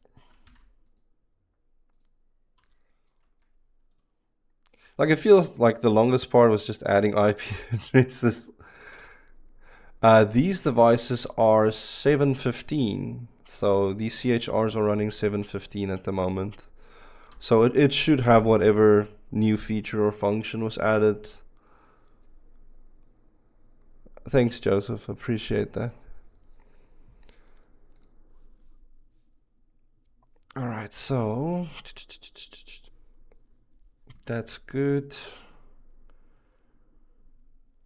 Just quickly want to verify some stuff here. So if I do an show, no, stop that. You see, it's those muscle memories coming.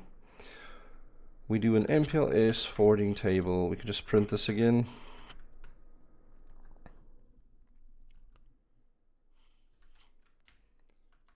There's another thing I want to check actually.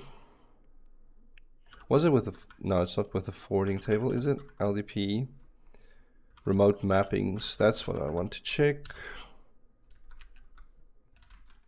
There we go, that's what I want to see. So here we can see what the labels look like, what it's gonna push out to the peer with a label, or if it's implicit null. Implicit null just basically means it strips the label, it's not being like MPLS anymore. There we go. Okay, that's pretty cool. This is more or less when we start talking about stuff like penultimate hopping and whatnot. Those are terminologies I'll probably bring up in the lab again.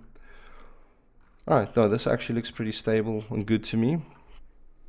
Now the question is, are we quickly going to set up the BGP peers with our route reflectors so that we can start learning stuff and maybe push things like layer 3 VPN from the provider edges? Or do I maybe want to just set up these? I don't want to do all of the CE stuff right now.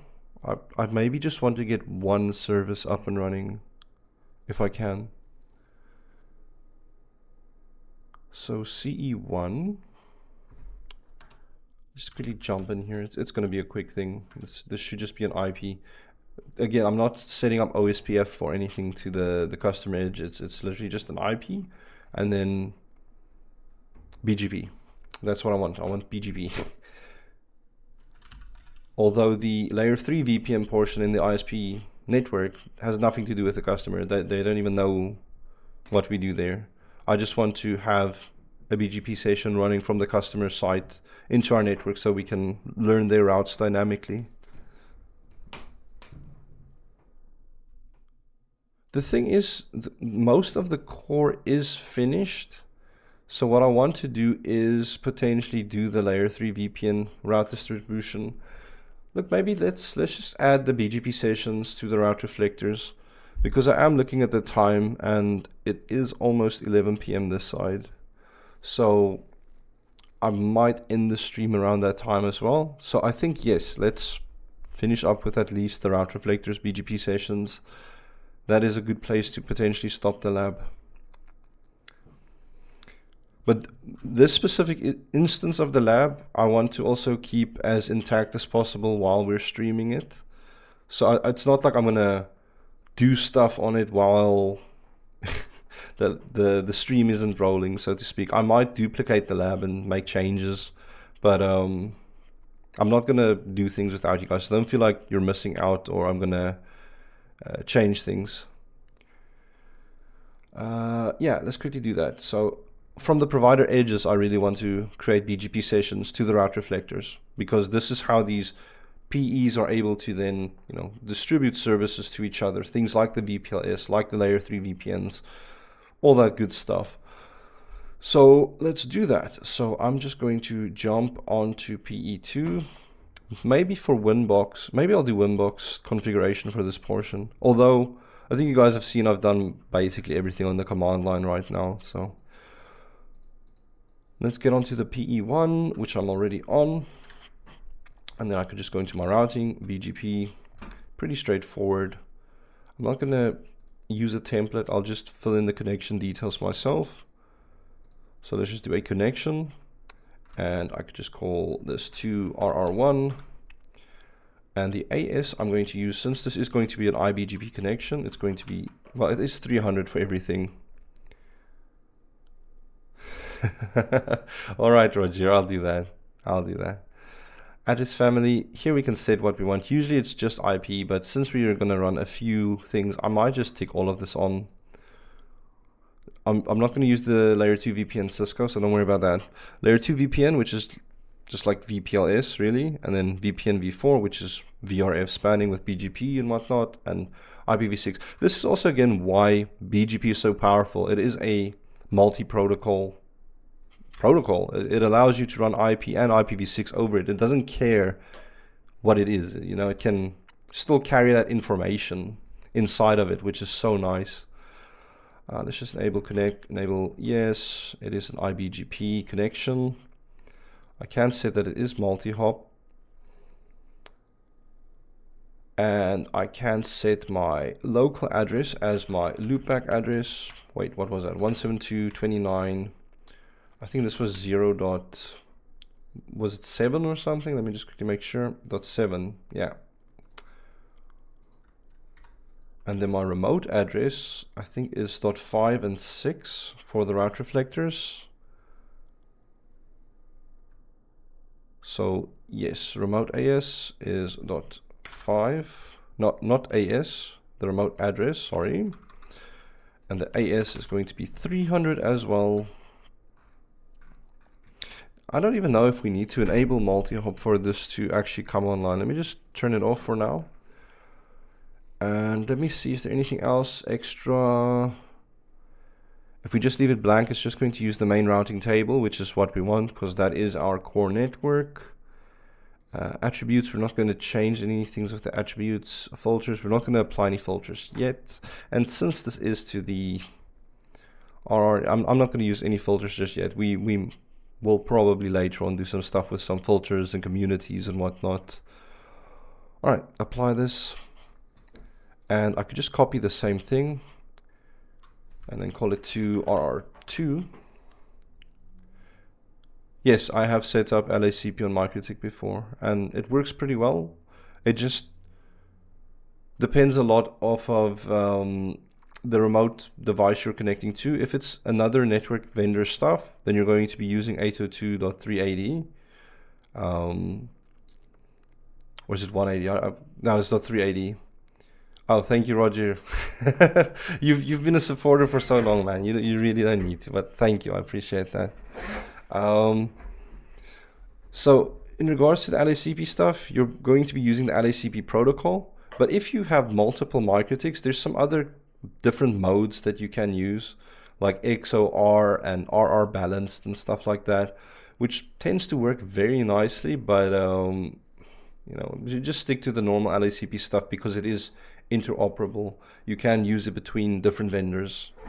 That's my preference. The more things just work together, that you don't get tied into a specific vendor, the better for everybody, to be honest. That's why BGP and OSPF and all that stuff's so nice, because it is what it is. You're not just gonna change it. Remote address, that's gonna go to .6, and we can just apply you. So if I want to be very lazy, I can do an export of the BGP quickly. So routing BGP export.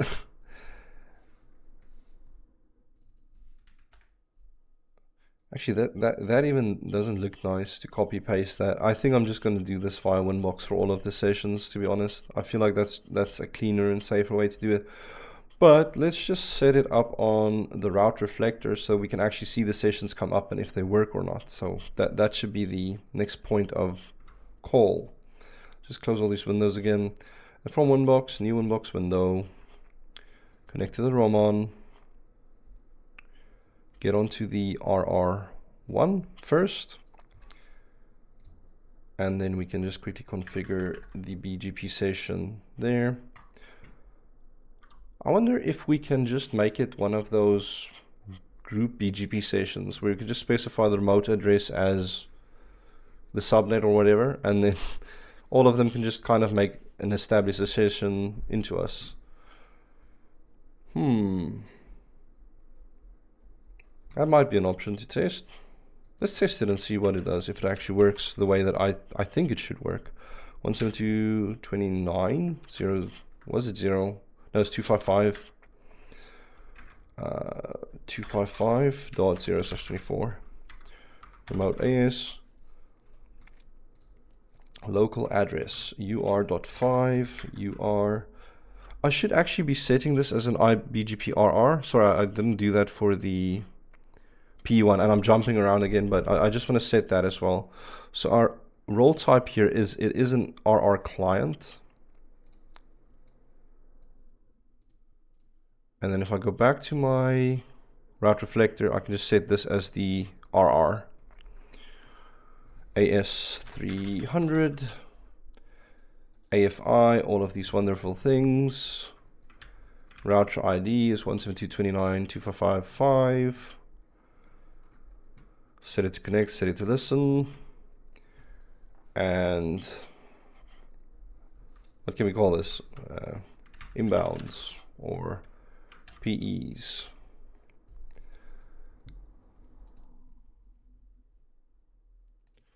Connect is not supported. Okay, let's turn off connect, see if that works. I don't see any session. But this might be where we want to enable maybe the multi-hop, or maybe I just want to use a host address specifically. It's fine. Let's just change it. Let me change it. Let's see. Let's just make the remote address .7. And let's set it to connect. Let's see if that makes a difference.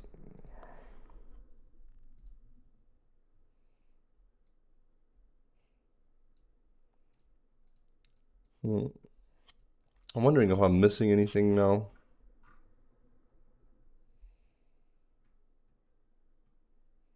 I am on the right device. Let's just quickly make sure that I can get to the loopback address. So 172.29.255.7. Let's just source that from 172.29.255.5. Alright, so that is there. Let me just verify my config quickly. Okay, I see the mistake. I see it as clear as day. That is my mistake. Typos. Don't you just love them? 255. And I hope it was 255, not 254 or something. Let's just make sure. 172.29.255, yeah. There we go, there the session is. I just want to redo that setting with the groups and see if that works the way that I think it should work. So 0.24 that, disable that, apply that, disable, re-enable, and let's see, does the session come up or not? Do you have any advice? I'm unable to access Winbox through WireGuard VPN.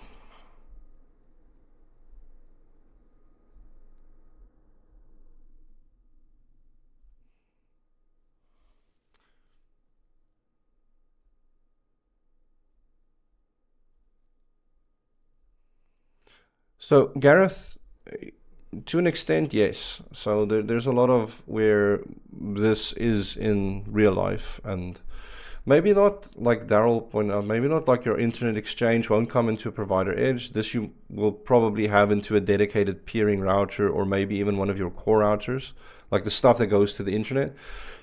But other than that, for the most part, this is like, you'll see a lot of this in an ISP network in the real world. I've built stuff like this as well. I've ran stuff like this. It could be an allow rule thing. There's so much it could be. My suggestion is just to maybe grab your config and take out any like public information or passwords or something that can identify your equipment, put it on a paste bin, and either add it on the chat here or message me on Discord about it or something, so we can have a look and see. It's probably going to be some type of a rule thing, or it could even be, as weird as this sounds, it could be an MTU thing, because WireGuard is a bit iffy sometimes when it comes to MTU, and you might have to do that whole clamp to PMTDU thing to actually, because Winbox is very sensitive to MTU, by the way. If there's some type of MTU mismatch, you try and load the application, sometimes it just doesn't load, it just doesn't want to open. So that's another theory. It could actually just be that. I don't remember where I spoke about it in detail, how to change the PMTU or clamp it, basically. Oh,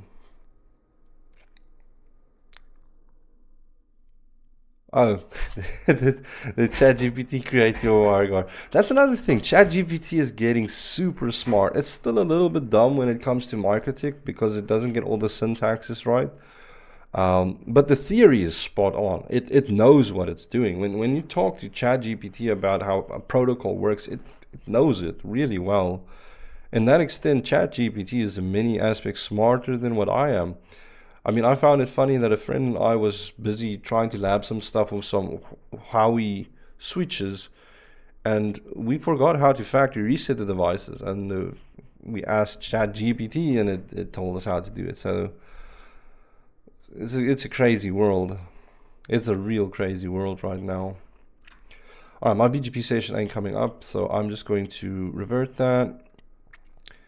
Set this specifically to the IP address of the endpoint, and I can just name this PE1. There we go, session comes up. All right, maybe that's more of an eBGP session thing, to be honest. All right, so we got PE1. Cool thing is I can just copy paste this for all 4 of the PEs from the route reflector quickly. So this might be PE2, and that's just going to be .8. I can enable connect as well, although the PE is initiating the connection as well, so it doesn't bother me too much. Copy this, 9, so that's PE3. And then lastly, we've got .10, which is PE4. Oh, there I had the connect off again.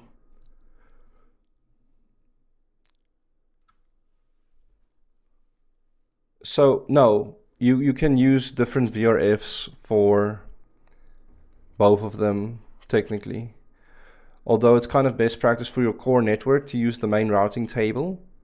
When you're distributing services to your customers, you'll kind of still want to use your main routing table, but you can set up BGP things inside of their VRF.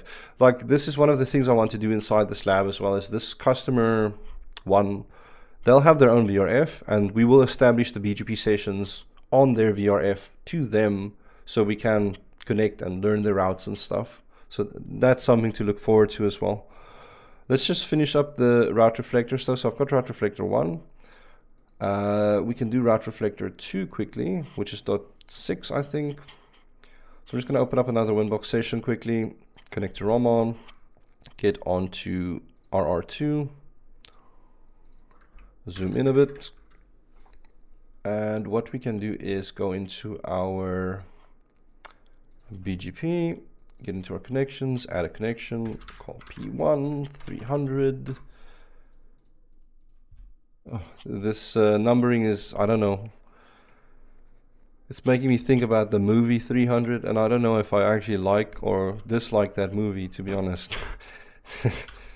I remember watching it long ago when it came out, and I think I thought it was cool when it came out, but now these days I don't know how cool it is actually. What was it? 6.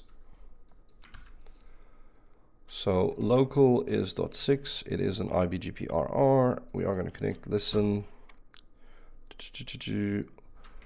Our remote can be 7, 8. Oh, sorry, I did that again. 789, and our remote AS is 300. All right, that looks good to me. So let's just copy paste. P2, that is going to become .8.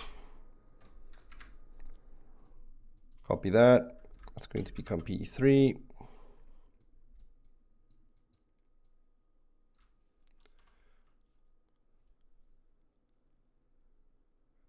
I'll share this lab, Roger. I'll share it. The thing is, I kind of want to finish up all of the configs so that the services and stuff work the way we want it to, so that we have the full lab, and then I want to share that with everybody. And then, you know, when I create the same lab just using different protocols, maybe like the RSVP, or change some different services or move things around, then that will be a separate lab file. But for that I'll literally create a new Eve lab, and I'll clone this lab basically and just redo the stuff on that.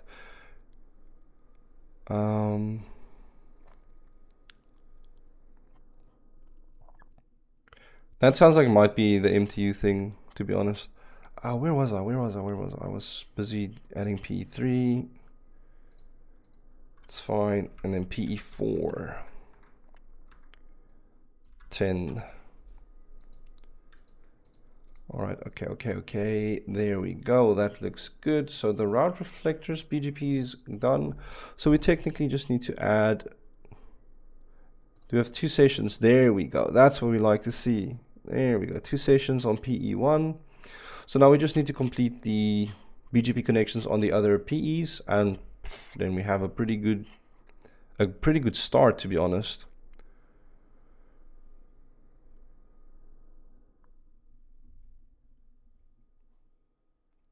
VPN concentrators, with my experience, is there any particular protocol you'd recommend, especially for 30 connections at any given time? So this is, I would probably still recommend WireGuard, to be honest. Either WireGuard or zero tier would be my preferences for that scope and size. Maybe I'll lean a bit more to zero tier because it's really, really useful. But the problem is you either need the hardware that can run it, like all of the new ARM-based models for MikroTik, they can use zero tier. And then you just install, I think you install it as an extra package. I don't know if they ship it with it. And then the other thing is,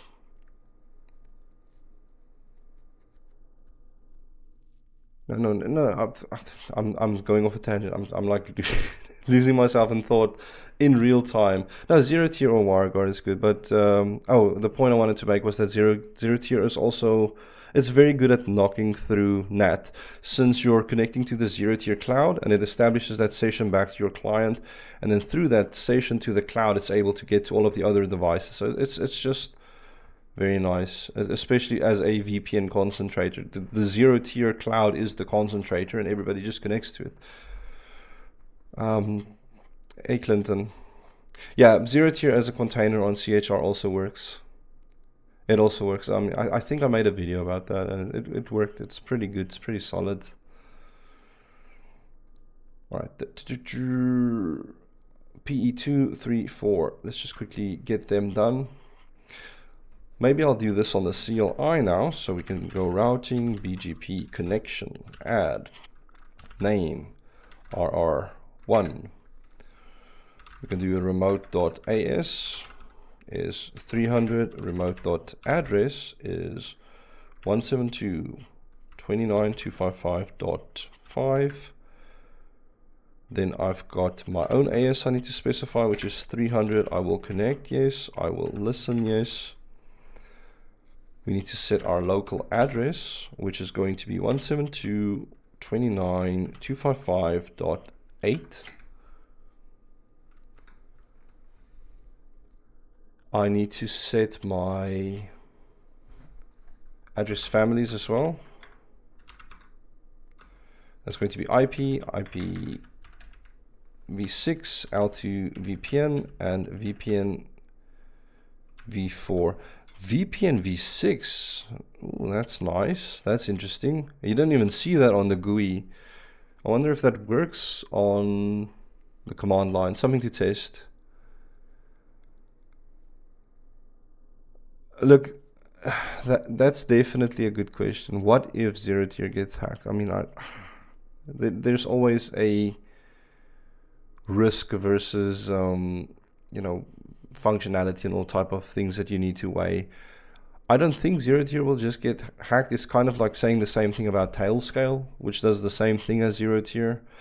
But I think with zero tier, you don't need to go specifically through their cloud itself. You can host, I don't remember what they're called, like orbits or moons or something like that, where you set up like an instance of zero tier and your devices connect to your cloud that you kind of manage. It could be the VPS in this instance or the concentrator, and it's still zero tier software and stuff. You're just hosting it and it's through your network basically. It's just another safety mechanism, I guess, which is nice. Yeah, now WireGuard is also excellent. Like for ease of use, I think zero tier is just a little bit better. But if you're comfortable with WireGuard, I think that just wins outright, to be honest. What was I doing here? VPN v4. And I need to set my local role. That's going to be a IBGP RR client. Is there anything else I need? Maybe my router ID, which is 172.29.255.8. Is there anything else that I need? This is where you can see there's so much stuff, and this is just the basics of BGP, where we're just adding all of this information into. This doesn't even play into filters and BGP path selection and attributes and all those fun things. All right, let's just see. I'm just going to up arrow as well and edit a few details here for the connection to the RR2. It's just the IP. No! I think you can press a key to just go to the start, but I'm too lazy to Google that now. It's RR2. And let's see. Do we have routing BGP sessions? We've got dual sessions to our route reflectors. Perfecto. All right, so that's PE1 and 2 done. We can just quickly do PE3 and PE4. Thanks, Liam. Appreciate it.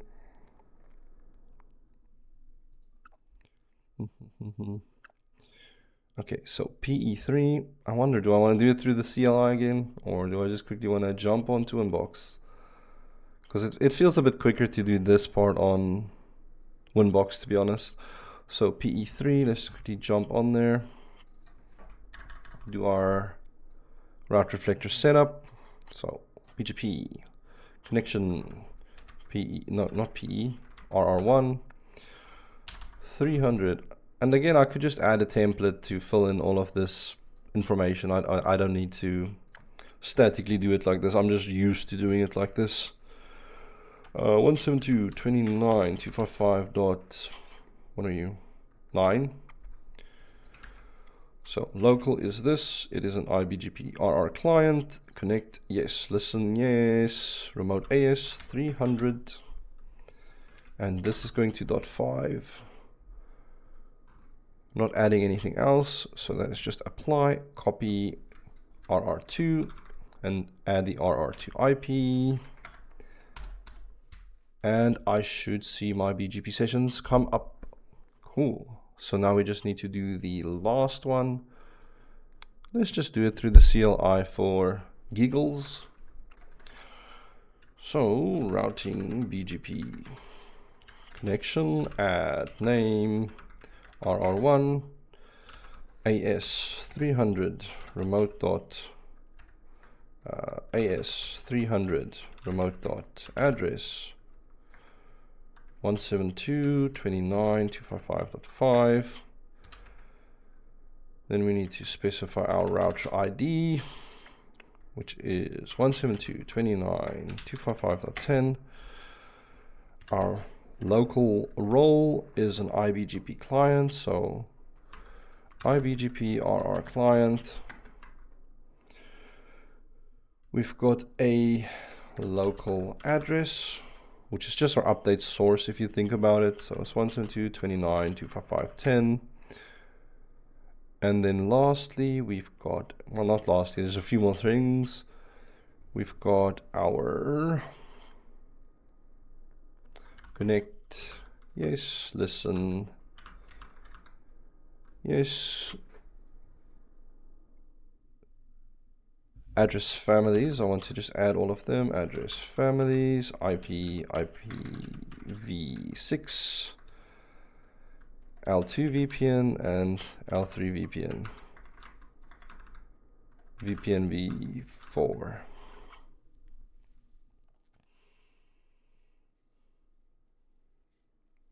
Anything else I want? I mean, there's a few other things we could do, like our next hop that we could set as well. Well, that's definitely maybe something I'll do in the next session when we reconvene. I just wanted to make sure that this comes up. Let's see, Control 1 you said?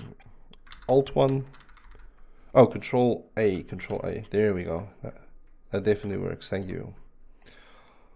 So that is RR2. And this is connecting to .6. So routing, BGP session print.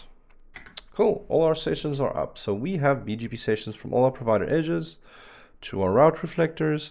We've got MPLS running, we have OSPF running, and we've got obviously our basic IP addressing, and this whole network can get to each other end to end. One nice thing to maybe just before we end off the lab is just to grab a packet capture here. Maybe let's see what's happening on Ether 5, because that's obviously going to a route reflector now. And then we can see a bit of the traffic. So we've got a ton of things happening. There we can see we are doing stuff like BGP, some keep alive messages. Not happy with the DHCP. That's probably because there's DHCP configured on Ether 1 coming back to it or something. So I'll have to just disable that. We've got some hello packets from OSPF just telling us, you know, like what the timers are and all that good stuff. Yeah. Then we've got our BGP keep alives, LDP hello messages. Lots of nice broadcasts and stuff happening.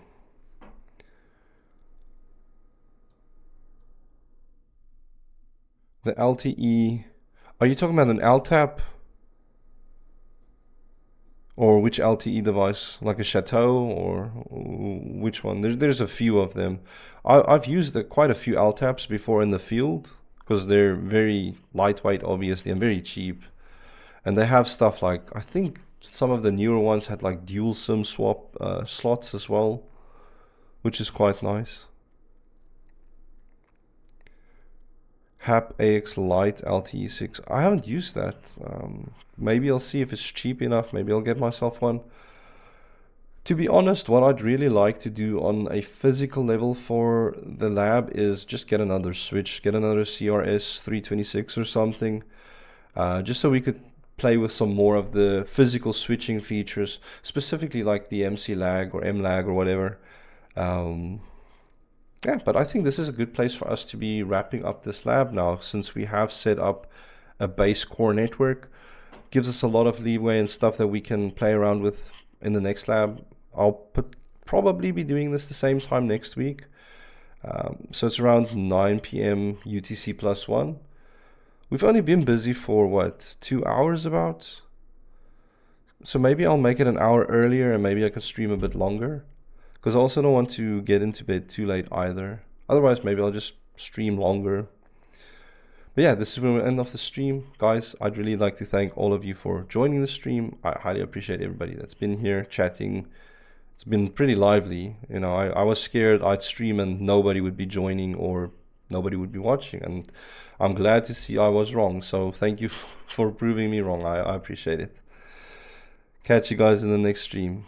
Have a good evening or good morning or good afternoon, and see you again a bit later. Bye.